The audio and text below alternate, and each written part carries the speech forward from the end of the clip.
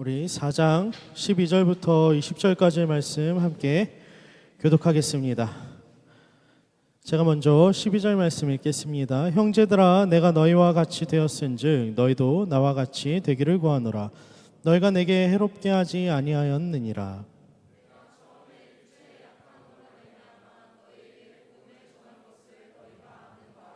너희를 시험하는 것이 내 육체에 있으되 이것은 너희가 업신여기지도 아니하며 버리지도 아니하고 오직 나를 하나님의 천사와 같이 또는 그리스도 예수와 같이 영접하였도다.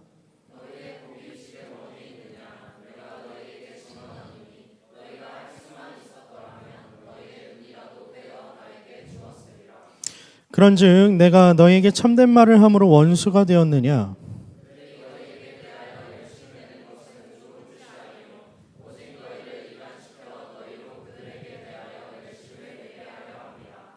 좋은 일을 대하여 열심으로 사모함을 받음은 내가 너희를 대하였을 때뿐만 아니라 언제든지 좋으니라.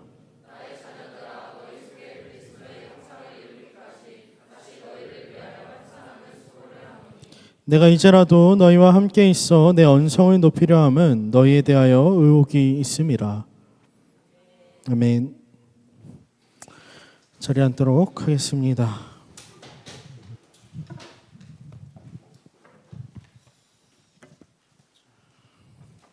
우리 정합대로 인사해 볼까요, 여러분? 사랑하고 축복합니다.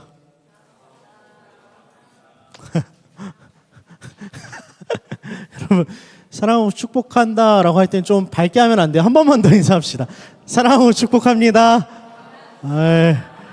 여러분, 좀 밝게 합시다, 여러분.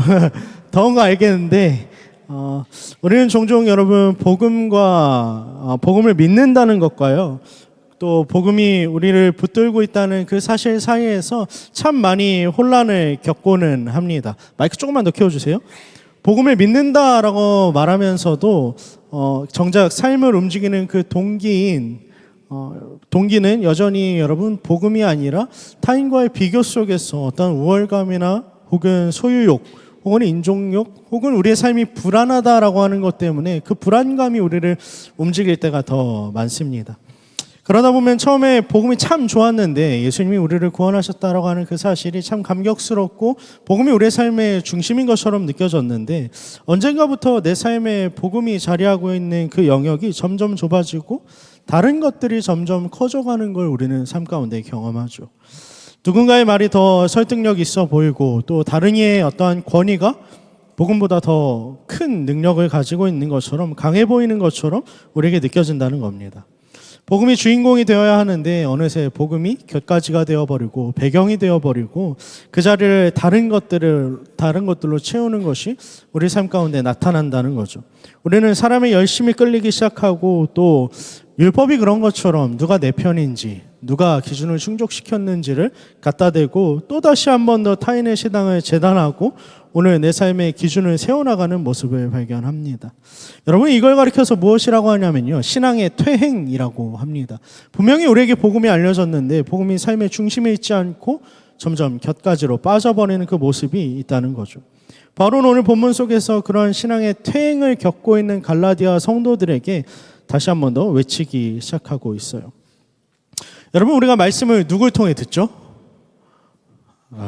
사람을 통해 듣죠. 감사합니다.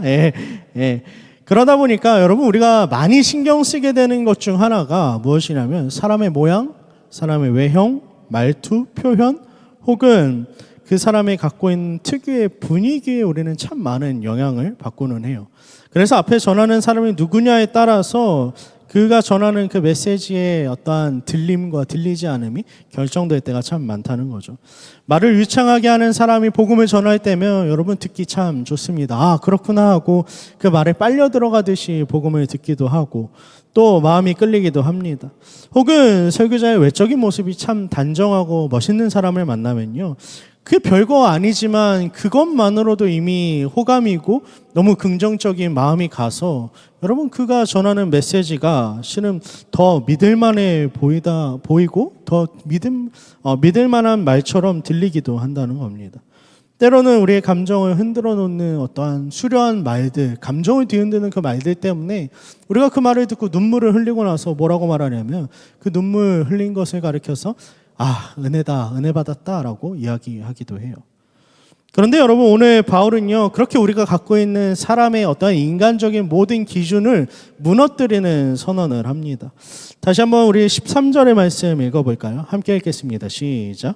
내가 처음에 육체의 약함으로 말미암아 너희에게 복음을 전한 것은 너희가 아는 바라. 아멘. 여러분, 복음을 전할 때 오늘 말씀은 바울이 육체의 연약함 가운데 있었다라고 이야기해요. 바울이 어떻게 아팠는지는 잘 모르겠어요. 이 육체의 연약함인지 무엇인지 학자들마다 저마다 다 의견이 분분합니다. 그런데 이 육체의 연약함은 단순하게 바울에게 있어서 어려움이었을 뿐만 아니라요, 여러분. 이 육체의 연약함이 다른 사람의 눈에 띄어서 다른 사람에게 시험이 될 만한 요소였다라는 거죠. 어쩌면 말씀을 전하는 사람으로서 사람들 앞에 서서 실은 모르는 사람에게 그리스도의 복음을 전해야 되는 바울의 입장으로서 살펴볼 때 여러분, 그가 갖고 있는 그 외적인 결함, 어떠한 이 연약함은요, 실은 치명적인 요소로 자리 잡을 수 있었던 겁니다. 그런데 바울은 그럼에도 불구하고 본인의 그 육체의 연약함에도 불구하고 갈라디아 성도들에게 복음을 처음 전했다라고 말합니다. 그리고 놀라운 일이 벌어지죠. 우리 14절 말씀 함께 읽어볼까요? 함께 읽겠습니다. 시작.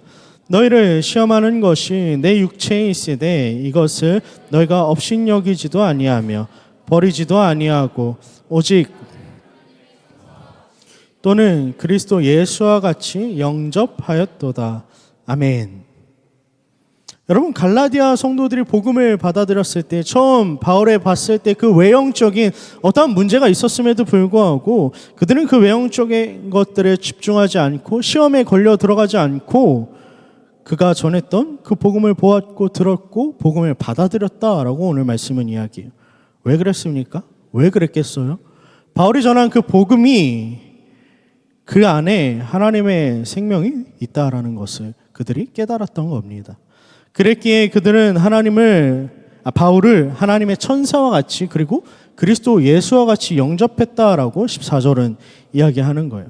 여러분, 우리는 그렇기 때문에 여기 이 말씀 가운데에서 바울이 이 복음을 전하고 갈라디아 성도들이 복음을 처음 받아들였던 그 모습 속에서 태도 가운데에 복음의 본질을 다시 한 번 더 생각해 볼 필요가 있어요. 복음은 여러분 그 자체로 하나님의 능력이 된다는 것을 우리는 기억해야 합니다. 그것은 어떤 설득력 있는 말이나 혹은 누군가의 카리스마나 혹은 잘 다듬어진 누군가의 외형을 통해서 전달되는 무언가가 아니라 그것은 하나님께로부터 온 것이기 때문에 이미 그것으로 충분하고 누군가의 어떠한 인간적인 조건과 무관하게 그 안에는 이미 하나님의 생명을 일으키는 능력이 그 복음 가운데 있다라는 것이죠. 사랑하는 여러분, 우리가 오늘 이 자리 가운데 앉아서 누군가의 입술을 통해서 말씀을 듣고 복음을 듣는다라는 것은요, 그 순간 가운데에도 이미 하나님이 우리 가운데 말씀을 통해서 역사하고 계신다라는 거예요. 때때로 제가 여러분 가운데에서 서툰 말로 말씀을 전하기도 하고 정말 서툰 이 몸짓들로 표정들로 말씀을 전하는 저이지만 가끔 여러분 말씀을 전하다 보면 여러분 입에서 아멘이라고 하는 화답하는 그 목소리들이 나오는 걸 들어요. 그 반응을 마주할 때 제가 드는 생각은요, 내가 복음을 잘 전했구나가 아니라요, 여러분. 여전히 나는 참 부족한데 복음이 정말로 우리 가운데 살아서 역사하는구나. 내가 전하지만 그럼에도 이 복음은 이미 그 자체로 하나님의 능력이 되어서 나와 상관없이 그 자체로 우리 가운데 생명의 역사를 시작하는구나라는 것들을 자꾸 느끼게 합니다. 바라건대 여러분, 이 복음이 오늘도 우리 안에서 역사하기를 소망합니다. 사람이 아니라 그 복음 자체를 통해서 우리를 살리시고 또 붙드시고 다시 한 번 더 우리 가운데 생명을 틔워내셔서 이루어 가시는 그 하나님의 역사가 오늘 우리 마음 가운데 또렷이 새겨지는 그 은혜가 있기를 간절히 소망하고 축복합니다. 복음이 우리에게 찾아올 때 여러분, 그것은 단순하게 우리가 복음을 믿는다라고 할 때는 무언가 어떠한 이해나 어떠한 지식을 믿는다라고 하는 차원의 문제가 아님을 기억해야 합니다. 왜냐하면 복음은 우리로 하여금 어떻게 살아갈 것인가를 고민하게끔 옮겨가기 때문이에요. 지정의라고 해서 전인격적이다라고 이야기하거든요, 믿음은. 그렇기 때문에 우리가 아는 것을 갖고 복음이 우리에게 전해준 그 내용을 갖고 우리로 하여금 이제는 어떠한 방식을 통해서 살아가게 하는가라고 하는 삶의 방식의 변화를 복음은 우리에게 이야기합니다. 우리 안에는요, 여러분 누구나 사람을 대하는 각자 저마다만의 방식이 존재하죠. 복음은 이것에도 분명하게 영향을 미칩니다. 우리 안에 기존에 율법이 있을 때, 복음이 없을 때, 율법을 갖고 살아가는 우리 삶일 때는 여러분 우리가 사람들을 어떻게 대하게 되죠? 우리는 늘 누가 옳은지, 누가 기준에 미쳤는지, 누가 잘했는지, 미달했는지를 판단하는 방법으로 사람들을 따집니다. 실은 그렇기 때문에 율법으로 사람을 대한다라는 것, 율법의 방식으로 사람을 대한다는 것은 그들을 나누고 분류짓고 끊임없이 구분하고 불편한 우열과 긴장을 만들어내는 방식으로 사람들을 대하는 거죠.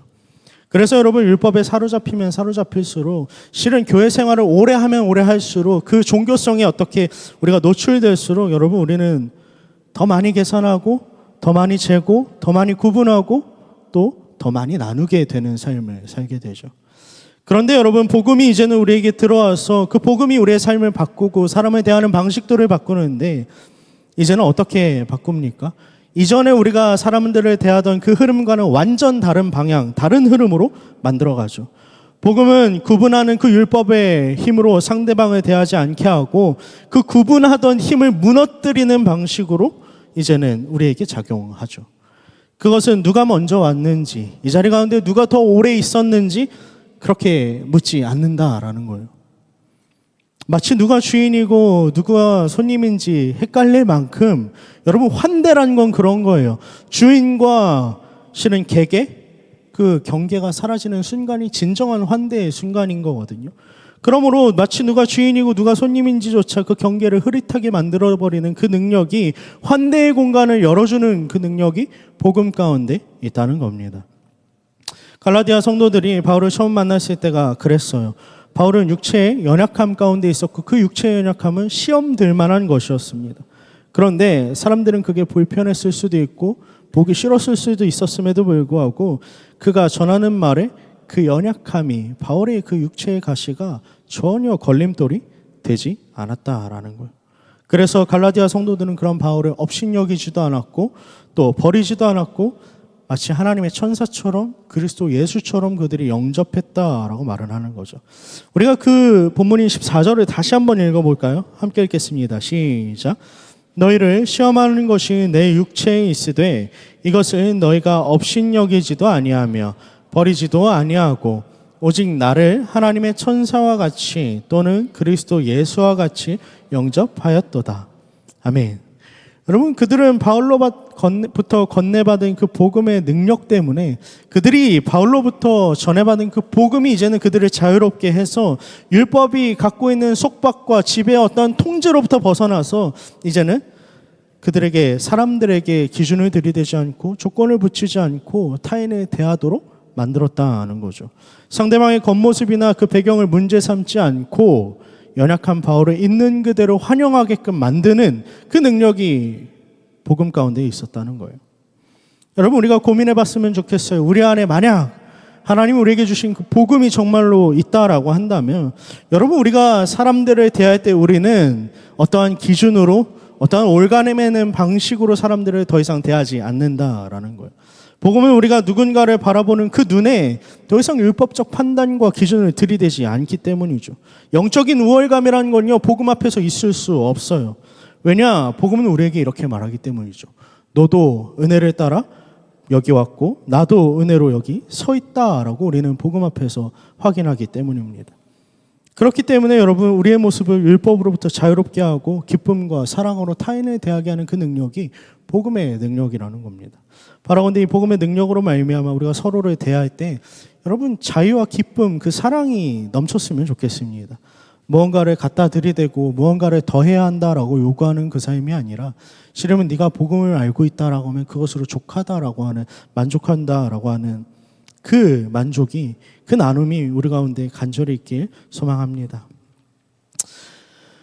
바울은 변해버린 갈라디아 성도들을 향해서 다시 한 번 더 복음의 진리를 선포하고 있습니다. 이전에는 바울이 그 연약함이 있음에도 불구하고 시험에 들지 않고 그를 예수처럼 영접했는데 이제 여러분 그들이 바울을 원수처럼 대하는 상황이 찾아온 거예요. 뭔가 변한 거죠. 16절의 말씀 함께 읽어볼까요? 함께 읽겠습니다. 시작. 그런즉 내가 너희에게 참된 말을 함으로 원수가 되었느냐. 아멘. 여러분 이 바울의 16절의 말씀은요, 내가 참된 말을 함으로 너에게 원수가 됐느냐라는 말은 바울이 감정적으로 서운해서 과거엔 우리 친했잖아, 좋았잖아 라는 말을 하기 위해서 말하는 게 아니에요. 이건 여러분 절박함이고 절실함입니다. 그들 안에 자리했던 것이 분명히 복음이었고 그 복음이 그들을 자유케 함을 확인했고 그 복음으로 말미암아 변화되었고 우리가 함께 할 수 없었던 자들이었는데 함께 했던 그 경험을 했는데 왜 너희가 복음을 떠나서 다른 곳에 가 있느냐라고 하는 그 이야기를 하고 있는 거죠.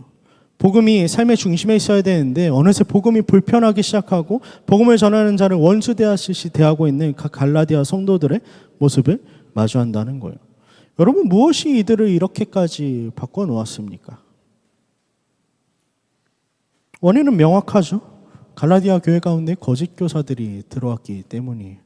그들은 따뜻한 말과 아마 그럴듯한 열심으로 갈라디아 성도들에게 다가갔을 가능성이 높습니다. 17절 말씀 함께 읽어볼까요? 함께 읽겠습니다. 시작.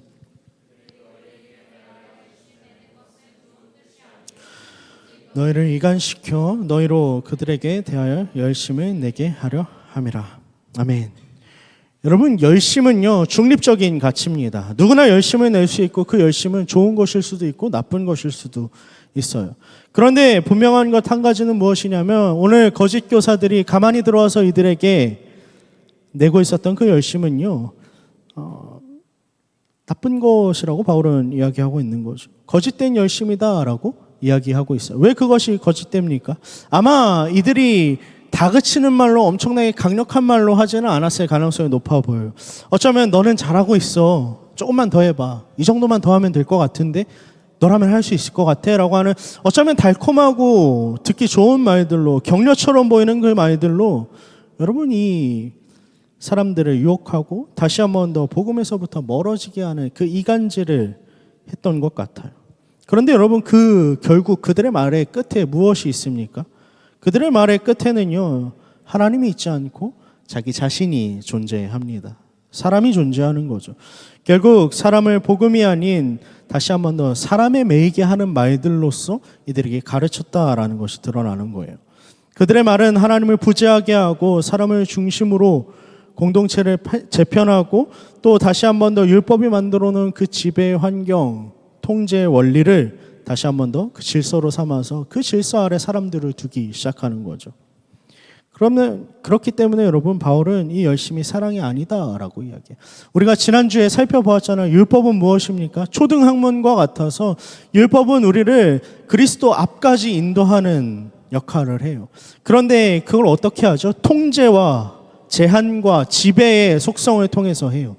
가르치려 들고 끊임없이 이걸 해야 된다 저걸 해야 된다라고 하는 그 지배와 통제를 통해서 역사하죠. 그래서 결국 사람과 사람을 분리시키고 율법은 복음으로부터 우리를 멀어지게 한다라는 거예요. 그래서 이들에게 있었던 복음이 허락한 그 자유가 점점점 사라지는 겁니다. 반면 여러분 바울은 어떤 사람으로 등장합니까? 그는 자기 사람으로 사람들을 만들기 위해서 이 말을 하고 있지 않습니다. 자신에게 사람들을 더 매이게 하려고 묶어놓으려고 자신에게 열심을 내게 하려고 이 말을 하지 않아요. 18절 말씀 함께 읽어볼까요? 함께 읽겠습니다. 시작. 좋은 일에 대하여 열심으로 사모함을 받은 언제든지 좋은 일아. 아멘. 여러분 바울이 뭐라고 이야기해요? 바울은 불안해하지 않아요. 바울은 무엇이라고 말하냐면 내가 너희 곁에 있을 때뿐만 아니라 언제든지 내가 너에게 전한 그 좋은 일, 선한 일 그것이 너에게 사모함이 되기를 원한다라고 말하는 거죠. 내가 너희와 함께 있지 않더라도 복음이 너희와 함께 한다라고 하면 난 그걸로 만족해라는 말을 바울은 하고 있는 거예요. 그렇기 때문에 여러분 우리는 바울의 모습 속에서 복음이 갖고 있는 특성을 한 가지 더 발견하게 되죠. 복음은 다시 한 번 더 사람을 어떻게 대하게 해요? 누군가를 소유의 대상으로 삼지 않습니다. 통제하지 않아요. 복음은요 전적으로 하나님 앞에서 오는 것이기 때문에 하나님의 주권을 인정하고 하나님 앞에 온전히 내어 맡기죠. 그리고 기다리고 강요하지 않고 끝까지 사랑으로 기다리는 모습, 인내하는 모습을 보인다는 겁니다. 사랑하는 청년 여러분, 복음은요, 우리로 하여금 누군가를 붙잡는 자리로 나아가게 하는 것이 아니라 오히려 놓아주고 그를 기다려주는 자리로 나아가게 합니다. 우리가 품고 있는 열심은 누구를 향한 겁니까? 여러분 자신입니까? 혹은 인간입니까? 혹은 인간이 세운 어떠한 공동체를 위한 것인가요? 복음은요, 우리의 열심의 방향을 인간이 아니라 사람이 아니라 하나님과 그분의 영광을 향해서 나아가게 한다라는 거예요. 복음은 그렇게 우리를 사랑하게 합니다. 그리고 그 사랑의 방식은 내 방식대로 그 사람을 끌어가게 하지 않고 복음이 그 사람 안에서 일하시기까지 하나님을 기대하고 기다리게끔 만들어요. 하나님께 그 사랑의 대상인 그 사람을 다시 한 번 더 내어 맡기게 하는 거죠. 바라건대 다른 사람을 나처럼 바꾸기 위한 그 열심을 보이는 우리가 아니라요, 여러분. 그 사람을 변화시킬 하나님을 신뢰하고 그 하나님 앞에 그 사람을 내어 맡기는 한 영혼을 위해서 우리가 기도하며 기다릴 수 있는 우리가 되길 간절히 소망하고 축복합니다. 마지막으로 여러분, 바울은 충분히 실망할 수 있는 상황에 처해 있어요. 복음을 전했거든요. 수많은 갈라디아 지역 가운데 교회가 일어났단 말이에요. 복음의 역사가 일어났던 걸 바울은 봤어요. 그래서 믿을 수 있는 이들에게 교회를 맡겼고 바울은 또 다른 선교를 위해서 떠났을 겁니다.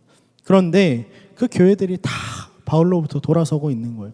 자신의 자녀와 같고 아들처럼 여기던 그 지체들인데 여러분, 그들이 이제는 바울을 공격하기 시작하는 거죠. 바울의 사도권을 의심하기 시작하고 바울이 전한 그 복음을 의심하기 시작하는 겁니다. 여러분, 바울이 처한 이 상황에 있다라고 한다면 어쩌면 우리 가운데 있는 누구든지 여러분 실망하고 어쩌면 그들로부터 돌아서고자 하는 생각이 들 수도 있을 것 같아요. 그러나 여러분, 그럼에도 불구하고 바울은 이들을 외면하지 않고 분명히 거짓된 기준의 흔들림에도 불구하고 그들을 향해서 바울은 등을 돌리지 않는 모습을 보입니다. 19절 말씀 함께 읽어볼까요? 함께 읽겠습니다. 시작. 나의 자녀들아, 너희 속에 그리스도의 형상을 이루기까지 다시 너희를 위하여 해산하는 수고를 하노니. 아멘. 바울은요, 굳이 또다시 수고하는 자리로 자신을 다시 돌려놓는다라고 이야기를 해요. 왜죠? 성도들 안에 그리스도의 형상을 이루길 원하기 때문입니다. 바울은 갈라디아도 그 성도들 안에 그리스도의 형상이 이루어지기를 바란다라고 말해요. 여러분, 이 이루어진다라고 하는 표현은요, 우리 내면으로부터 시작되어져가는 지어져가는 무언가를 이야기합니다. 근데 이 형상을 이루어간다라는 표현은요, 단순히 어떠한 결심이나 작정으로 말미암아 종교적인 태도가 변하는 것이 아니라 도덕적인 무언가가 세워져가는 것이 아니라요, 여러분. 그리스도의 형상, 곧 그리스도를 닮아가는 것, 내 내면으로부터 내가 내 인생의 주인이고 그 모든 것들이 옮겨가는 것, 하나님으로부터 전복되는 그 사건이 일어나는 건요, 실은 복음으로 말미암아 가능한 것이기 때문에 바울은 그들 가운데 다시 한 번 더 복음이 이루어내는 그 놀라운 역사가 일어나길 바란다라고 이야기하는 거예요. 근데 여러분, 그 일, 그리스도의 형상이 이루어지는 일이 우리 가운데 어떻게 일어납니까? 우리의 능력과 우리의 힘으로는 불가능하죠. 성령으로 말미암아 온전히 가능해집니다. 그래서 갈라디아서 가운데 바울은요, 이 4장을 지나고 5장의 이야기부터는 본격적으로 성령에 대해서 이야기하기 시작해요. 너희 안에서 그 그리스도의 형상을 이루어 가시는 분에 대한 이야기를 한다는 겁니다. 여러분, 바울이 참 끈질기지 않습니까? 참 독해요, 이 사람. 생각해 보면 포기할 법도 한데, 돌아설 법도 한데, 여러분 끝까지 붙들고 있는 이 모습을 보면 바울 참 끈질기다라는 생각을 해요.